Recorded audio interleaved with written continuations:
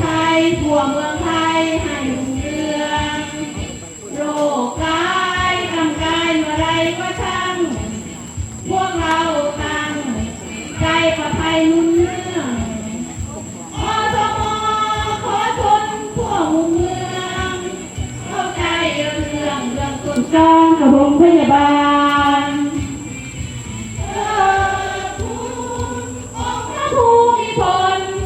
และล้นเกล้าจากกี่วงเหนือดวงมาทำโดยจิตกุศลช่วยปกป้อง